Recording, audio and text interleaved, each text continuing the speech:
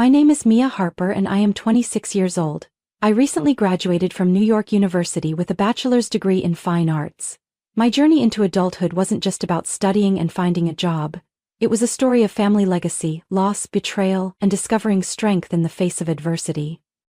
My mother, Lauren Harper, was a talented chef and the owner of a small bakery called Sweet Haven, located on a charming corner in Brooklyn. For my mom, the bakery was not just a job but a second home. A place filled with love and years of hard work. Every sweet treat, every loaf of bread, was the result of her hands, crafted from recipes she had tested and perfected over time. I grew up surrounded by the sweet aroma of flour and vanilla, spending countless late afternoons in the bakery, where the sunlight filtered through the windows, casting a warm glow on the neatly arranged pastries. My mother was not only a masterful chef but also a thoughtful woman who always knew how to organize life. Even before she fell ill, she had meticulously planned for my future, and for the bakery. Mia, this bakery is not just a business. It's our home, our roots. I want you to always have a place to return to, she would often say, as we kneaded dough or decorated cakes together. When my mom discovered she was ill, I had just turned 18 and been accepted into college. Instead of panicking, she calmly prepared for everything. She taught me how to manage the bakery, from ordering supplies and scheduling staff to interacting with customers.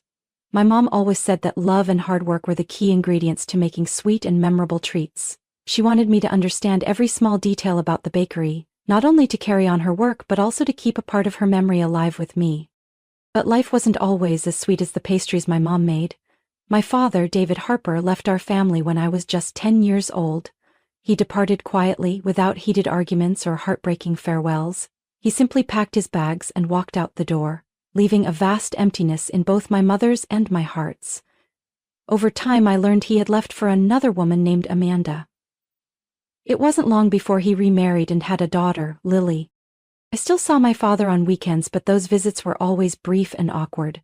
Amanda was polite and cordial, yet I never felt genuine warmth from her. She never said it outright, but every time I visited I felt like a guest in my father's new family. "Mia, would you like to stay for dinner?" Amanda would ask, her tone always polite yet laced with a subtle hope that I might say no. My father, always claiming he was busy with work, often left me sitting alone in the living room while he spent time with Lily and Amanda. My half-sister Lily, who was 12 years younger than me, was the center of attention in their household. I would watch as Amanda gently brushed Lily's hair, comforted her when she was sad, and celebrated every small achievement of hers. I couldn't help but feel like an outsider, always looking in on a warm family scene that never quite included me. Even so, my relationship with my father remained acceptable, albeit a bit distant. He paid for my entire college education, but it was through a single lump sum, more like fulfilling an obligation than an act of love. "Here's your tuition money. I just want to make sure you have a better future," he said, his tone flat, as if it were a business transaction. I accepted his help without asking further questions, believing at the time that this was probably the best he could offer me. When my mother passed away 3 years ago, it felt like my entire world had shattered. She was not only the one who nourished me with delicious meals and unconditional love, but also the person who always gave me strength whenever I felt worn out. Her passing left a void in me that nothing could fill. At that time, I was preparing to enter my final year of college, and the grief of losing her engulfed me in a fog of confusion and sadness. My father showed up at my mother's funeral, accompanied by Amanda and Lily. They entered my familiar home with solemn faces and offered warm hugs of comfort. My father held my hand tightly, his eyes filled with guilt and worry. "Mia, you don't have to go through this alone. Let me and Amanda move in with you for a while. We'll help take care of the house and get through this tough time together," he said softly. Amanda stood by his side, nodding in agreement. "Mia, I truly understand this kind of loss. We're family and we want to support you. At least until you feel more settled," she added, her voice sweet and sincere. Amid the overwhelming grief, I didn't have the clarity to question anything. The emptiness around me felt like a thick mist, making me yearn for someone. And what I didn't realize was that this decision would set off a chain of complex events, where secrets and truths would gradually emerge, forcing me to confront more than just the pain of losing my mother. This was only the beginning of my story. My life would soon take a sharp turn as the layers of deception were peeled away, and I would have to stand up to protect what was truly mine. After my mother passed away, the house seemed to lose its familiar warmth. Every corner reminded me of her, from the scarf she often draped over the chair, to the still-life paintings she created and hung in the living room. I felt lost in my grief, unsure where to begin. My father's presence, along with Amanda and Lily, initially felt like a warm blanket, shielding me from the cold loneliness. They were eager to help with everything, from cleaning the house to preparing simple yet nourishing meals. I told myself I was fortunate not to have to face the pain alone. The evenings we spent around the dining table, Lily's cheerful stories, and Amanda's gentle attention helped me temporarily forget the immense loss. My father often sat with me, sharing stories about my mother, recounting beautiful memories from the past, which somehow lightened the heaviness in my heart. However, deep down, a small voice warned me that everything seemed too good to be true. I ignored that feeling until the first signs of change began to appear. At first, their presence brought comfort. Amanda was always thoughtful, taking care of daily meals and keeping the house tidy. My younger half-sister Lily often created games to help distract me. My father also spent time talking with me, encouraging me to focus on my studies and finish my final year of college. Family dinners became lively, and Lily's laughter helped ease some of the pain of losing my mother. A few weeks later, as I was preparing to return to school, my father made a suggestion that seemed reasonable. "Mia, you should focus on your studies. Let Amanda and me stay here. We'll take care of the house and keep everything just as it was when your mom was here. You won't have to worry about a thing," he said gently but firmly. Amanda smiled and added, "I'll make sure everything stays neat and tidy. This will always be your home, Mia." Their sincerity reassured me. I felt lucky to have my family by my side during this difficult time. So, I agreed, leaving the house, my mother's keepsakes, and all my childhood memories in their hands, as I headed to New York to continue my studies. But when I returned home for the first time during winter break, everything seemed a little different. At first, it was just small changes, like my mom's favorite blue curtains being replaced with a dull gray, or the old armchair where she used to read had vanished. Amanda explained that she wanted to freshen up the space. "I just thought the house could look a bit brighter and more modern. Do you like it, Mia?" she asked with an innocent tone, and I couldn't bring myself to express the discomfort I felt inside. The changes didn't stop there. The next time I came home for summer break, I noticed that my mother's office had been turned into a playroom for Lily. My mom's books and documents were neatly stacked in a corner, making way for colorful toys and Lily's drawings.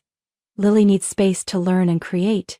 I think your mom would understand," Amanda said softly when I expressed my concerns. My father sat next to her, silent as always, his eyes avoiding mine. Gradually, these changes were no longer random. Amanda began making more significant decisions without consulting me. She redecorated the living room, moving the only remaining family photo of my mother to a hidden corner of the hallway. Even during family meals, she gradually replaced my mom's recipes with entirely new dishes, as if she were trying to erase my mother's presence from the home. One evening, I accidentally overheard a conversation between Amanda and my father. "David, I think it's time we talk to Mia about this house. We can't live in this temporary state forever. If this is our home, then I want everything to truly belong to us," she said, her voice gentle but with a sharp edge. My father only nodded slightly, mumbling something I couldn't quite hear. A sense of unease rose within me. I began to pay more attention to the details. The utility bills were all in Amanda's name, and the family mailbox only contained letters addressed to my father and her. People in the neighborhood had become accustomed to seeing Amanda and Lily referring to them as the Harper family, sometimes not even mentioning my name. I tried to talk to my father, but every time I received vague responses. "Amanda just wants everything to be better, don't worry," he said. But I could see the exhaustion and helplessness in his eyes, as if he had lost control of everything long ago. Lily's attitude gradually changed too. She no longer chattered about school and her friends. Instead, she offered only short responses and shifty glances.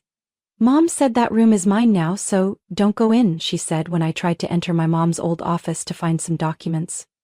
The room had become entirely Lily's, from the pink curtains to the walls covered in her drawings. The atmosphere in the house became increasingly stifling. I felt like a stranger in my own home. Every night, sitting in my bedroom, I couldn't stop wondering if I was being paranoid. Was I just too sensitive after losing my mom? But the signs became clearer, and my anxiety grew with each passing day. I knew I couldn't stay silent forever. What I had discovered was only the tip of the iceberg, and to protect my mother's legacy I had to uncover the truth hidden behind Amanda's sweet words and fake smiles. The day I graduated college was one of the happiest days of my life. After 4 years of hard work, I finally held my fine arts degree from New York University in my hands. I couldn't wait to return home, the place my mom always called our nest, where I had felt the safest. I eagerly imagined my father, Amanda, and Lily greeting me with warm smiles and open arms. But what awaited me was entirely different. As I stepped out of the taxi in front of the house, a strange feeling washed over me. Everything looked familiar, from the trees in the yard to the porch light that always cast a gentle glow in the evenings. But something wasn't right. I dragged my suitcase up the steps, my hand rummaging through my bag for the key, but when I inserted it into the lock it wouldn't turn. I tried several times, my palms sweating with anxiety, but the result was the same. I knocked on the door, gently at first, then more firmly. There was no response. I looked around. There were no cars belonging to my father or Amanda in the driveway. The windows were shut tight, the curtains drawn, blocking all light from inside. My heart pounded, each beat heavy with unease. I pulled out my phone to call my father, but the line was busy. I tried Amanda's number, but my call went unanswered. I left a message, my voice trembling with worry. A few minutes later, my phone rang. I quickly answered. It was Amanda. But instead of her usual gentle tone, I heard loud background music and her cold, detached voice. "Mia, what's going on? Why won't the door open? Where are you? Where's Dad?" I asked, my voice urgent. Amanda sighed, the sound carrying a hint of annoyance. "We're in Miami, just a family vacation. Didn't you get the message? Maybe you changed your number." I stood there stunned. A vacation? No one told me anything. What about the house? Why were the locks changed? "Oh, right, I changed the locks because of some security issues. You're not home often anyway, so I thought it wouldn't affect you." Her voice was so sweet it was almost unbelievable. "This is my house, Amanda. My mom left it to me. You can't just change everything without asking me," I said, trying to keep my composure. Amanda let out a small laugh, but it was filled with mockery. "Mia, you're so naive. This isn't your house. Your dad made it very clear to me. He said the house became his after he divorced your mom. I'm only helping to take care of our family's property." Each word from Amanda felt like a dagger piercing my heart. "Dad told you that? No way! My mom left a will and it clearly states this house is mine. Do you have any proof? If so, why haven't you shown it before? I think you need to be more realistic. Find a new place to stay. When we come back, I don't want to see you there." With that, Amanda hung up, leaving me standing alone in front of the locked door. I felt as if everything had crumbled around me. I sat down on the steps, my vision blurred by tears. The world seemed to spin and nothing made sense anymore. Why would my father lie to Amanda like that? Why would he let her believe this house was hers? Memories crashed over me like a tidal wave. In the early days when they moved in, Amanda had been so caring, Lily so cheerful, always pulling me into her childhood games. My father had constantly encouraged me to study, always telling me that this house would forever be my home. But now, it all seemed like nothing more than a perfectly crafted performance. I sat there for hours, my mind blank. Finally, as the sun began to set, I told myself I couldn't go on like this. I couldn't let them push me out of my own home. I stood up, wiped my tears, and resolved to find out the truth. If my father had lied, I needed to hear it from him directly. And if Amanda truly intended to force me out, she would have to face me. I began my investigation. I called the family lawyer, requesting to review my mom's will. The documents and legal papers my mom had once advised me to keep safe now became more valuable than ever. The deeper I dug, the more I realized how many things were not right. Recent utility bills were all under Amanda's name. Even the home insurance policy had been switched to her as the policyholder. The truth slowly emerged, like a curtain being pulled back to reveal the true faces of those I once considered family. Amanda didn't just want the house. She wanted to erase every trace of my mother. She had been quietly changing everything, turning me into an outsider in my own home.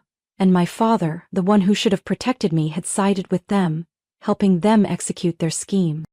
I knew this battle wouldn't be easy, but if they thought I would give up without a fight, they were wrong. This house was my mother's legacy, a place filled with all the beautiful memories she left behind. I wouldn't let anyone take it away, even if I had to face betrayal and deceit from those closest to me. I was no longer the weak little girl I used to be.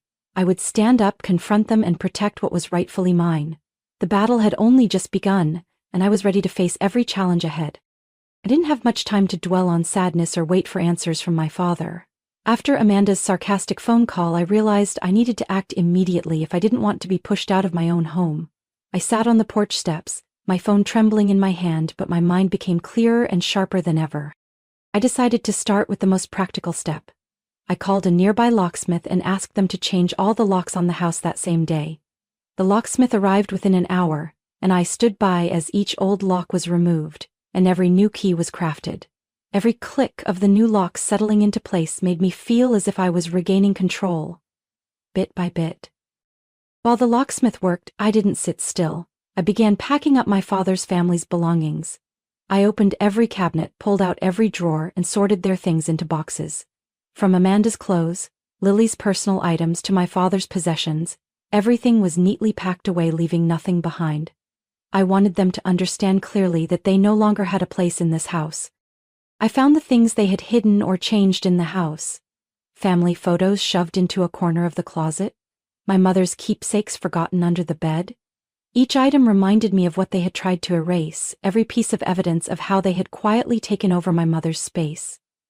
I carefully wiped the dust off an old picture frame and rehung my mother's photo in the center of the living room. I wanted them to see when they returned that this was my mother's home, not theirs. By the afternoon, when all the new locks were in place and their belongings were neatly stored in the garage, I sat down in the chair, calm and ready. I knew they would be back soon. I had left a message for my father informing him that I had changed the locks and asking them to speak with me directly when they returned. I wanted to look them straight in the eye when I told them the truth, when I asserted my ownership. As expected, their car pulled up around 6 p.m. Amanda stepped out first, her face flushed with anger. My father followed behind, his eyes avoiding mine, while Lily stood frozen beside the car, her gaze hesitant. "Mia, open the door now!" Amanda pounded on the door, her voice high-pitched and filled with anger.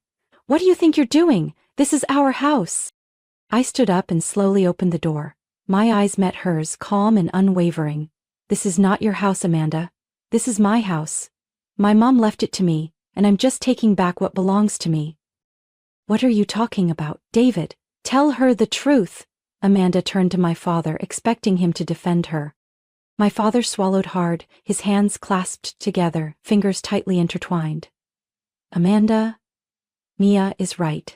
This house belongs to her. Her mother left it to her in the will, not me." Amanda stood frozen, her eyes wide with shock. "You're lying. You told me this house was yours, that you only let her mother live here temporarily after the divorce." I looked at my father, my heart turning cold. "So everything she said is true? You've been lying for years, not just to her but to me as well?" My father nodded, his face withered and worn. "I didn't know things would go this far. I just wanted to keep the peace, thought it wouldn't be a problem if everyone lived together." "Keeping the peace by pushing me out of my own home?" I asked, my voice still calm but devoid of any warmth.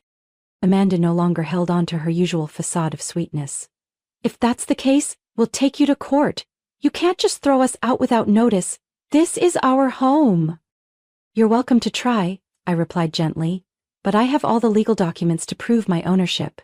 If you want to go to court, I'll see you there. But before you do, remember that all your belongings are neatly packed in the garage. You can take them any time." With nothing left to say, Amanda spun around, pulling Lily toward the car. My father remained looking at me with pleading eyes. "Mia, I don't know what to say. I was wrong. But please, don't make this harder than it needs to be. We're still family." I closed my eyes and took a deep breath. "You chose your new family a long time ago. I'm only protecting what Mom left behind. If you truly wanted reconciliation, you wouldn't have let things get this far." Finally, my father turned away. Their car slowly disappeared down the narrow road. I stood there, in the middle of the yard, feeling the soft breeze brush against my skin. A strange sense of relief filled my heart.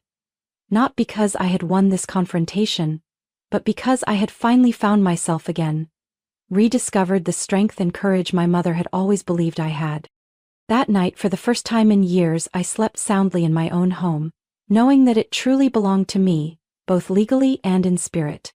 When the door closed behind my father and Amanda, the house suddenly became strangely quiet. But this silence was no longer frightening. Instead, it brought a sense of relief and peace. I stood in the middle of the living room, looking around at the walls that had once been altered by Amanda's hands, silently promising myself that this would be a new beginning, not only for the house, but also for my life. I began the process of restoring the house piece by piece, bringing everything back to my mother's memory. I rehung the light blue curtains she loved, placed her old armchair back in the corner where the morning sun could shine on it. I found the still life paintings my mom had created, cleaned their frames and hung them on the walls, bringing the house back to its warm, familiar look. Every morning I started my day by opening all the windows, letting the breeze and sunlight fill the space. I repainted the walls in a soft cream color, rearranged the furniture just as my mother had done. I even tended to the small garden in the backyard, where my mom had once planted vibrant lavender bushes. The feel of dirt on my hands, the gentle scent of flowers, it made me feel connected to her, as if she were still there helping me rebuild everything from scratch. But my efforts did not stop at the house. I began to think about Sweet Haven, the bakery where my mom had poured all her heart and love. The bakery had been closed since she passed away, its windows clouded with dust, the old sign hanging crookedly, as if a strong breeze could knock it down. But to me, Sweet Haven had never lost its light. It was still the place that held the most beautiful memories between me and my mom. I spent my weekends at the bakery, starting with cleaning and repairing.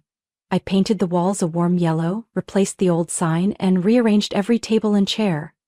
Each evening after work, I sat at the kitchen counter, opened my mom's recipe book, and experimented with the pastries she had once taught me. The scent of butter, sugar, and vanilla filled the small space, making me feel like my mom was right there, smiling as I mixed the dough. Gradually, I reopened the bakery. My first customers were neighbors, people who had known my mom for years and always remembered her sweet treats. "The smell! Just like the old days," said the elderly woman who lived next door, her eyes sparkling with joy. Her words felt like a push forward for me. I started promoting the bakery on social media, taking pictures of the pretty pastries, and sharing stories about my mom. The sincerity and love I put into each product slowly attracted more and more customers. One day, while I was busy at the kitchen counter, the doorbell rang. "Hello, I'm Harper from the local newspaper. Can I interview you about the journey to reopen this bakery?" A young woman, carrying a camera and a notebook, smiled at me. That interview brought the story of Sweet Haven to more people. Customers began to come from neighboring blocks and even farther away, just to taste the sweet flavors that held my family's story. As the bakery started to thrive, I gradually opened myself up to new relationships. I became friends with Harper, the enthusiastic young reporter. And together, we participated in community activities, organized baking workshops for kids. Each time I saw a child smile as they made their own little pastry, my heart felt a warmth that I hadn't known for so long. The house and the bakery became the new beginning, the place where I built a more beautiful and meaningful life than ever before. I didn't just live for myself but also to continue my mom's dream, to keep the flame of love she had left behind.